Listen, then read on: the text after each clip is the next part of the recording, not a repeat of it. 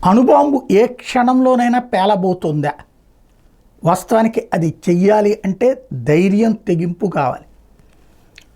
Putin అయితే మాత్రం తన దేశం మీద అమెరికాకి సంబంధించినటువంటి లాంగ్ రేంజ్ మిస్సైల్స్ ఎప్పుడైతే వచ్చి పడ్డాయో అవన్నిటి ధ్వంసం చేశారు దారిలోని.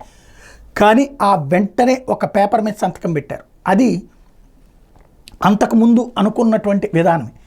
తమ దేశం మీదకి ఏదైతే పెద్ద యుద్ధం చేసేటటువంటి వాళ్ళ మీద అణుబాంబులు ప్రయోగించడానికి సంబంధించినటువంటి అంశం. ఇక్కడ రెండు కోణాలు.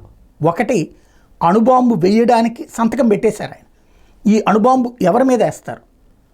అది ఆయుధాలు ఇచ్చినటువంటి వాళ్ళ మీదనైనా వేయచ్చు, ఆయుధాలు ప్రయోగించిన వాళ్ళ మీదనైనా వేయచ్చు. అమెరికా మీద అణుబాంబు వేసే ధైర్యం పుతిన్ చేస్తాడని నేను అనుకోను. అలాగే ఉక్రెయిన్ మీద వేయాలి.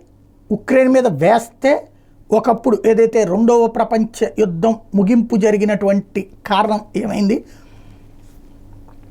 నాగసాకి, హిరోషిమా, జపాన్ మీదనకి వెళ్ళి అణుబాంబులు వేయడంతో ఆ యుద్ధం ముగిసిపోయింది. అట్లాంటి అణుబాంబులతో ఈ యుద్ధానికి ముగింపు పలుకుతాడా ఉక్రెయిన్ మీద అణుబాంబు వేసి?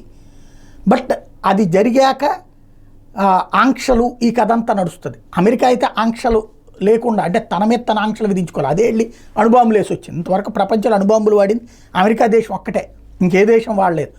ఇప్పుడు ఆ అమెరికా అండతో ఉన్నటువంటి ఉక్రెయిన్ మీదన అణుబాంబులు వేయగలుగుతాడా చూడాల్సి ఉంది.